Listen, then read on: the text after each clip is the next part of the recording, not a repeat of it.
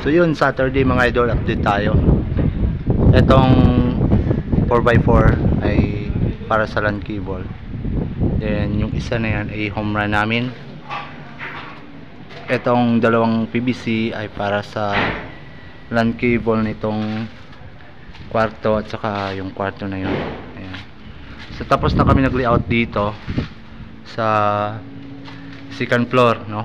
Ayan. And ito naman yung sa bedroom 1. Ayan. Yung layout namin 3/4 dahil 3-way. Ayan. Yung abang namin. So yung height niyan is nasa 60 cm lang para dun sa headboard ng kama. Para hindi na siya pupunta pa dito. So naka 3-way siya. Ayan. Then dito center light, pin light na 4 sa bawat gilid. Ayan.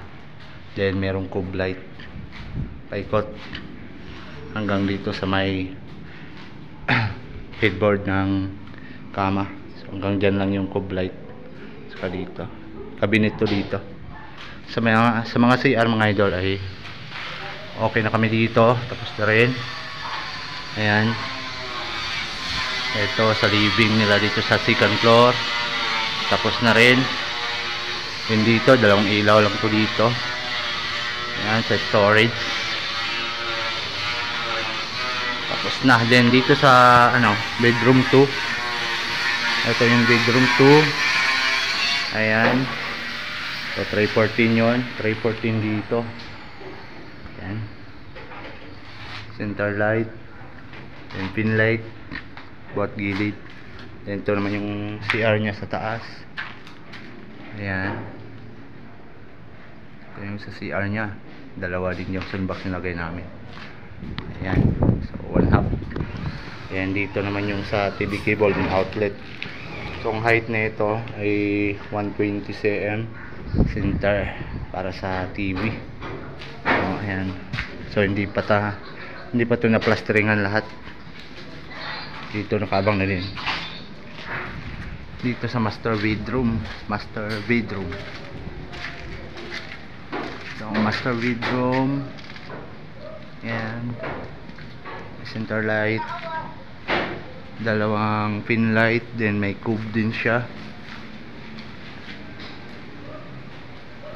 Dito may 3 ilaw dito. Sa area ng cabinet. Dito naman sa area na to yung TV. Dito yung switches 314 inabang dito. Punta sa taas. Ito naman yung sobrang laki niyang CR. Ayan, so drop na lang yan. Ayan. Ito yung home run namin dito.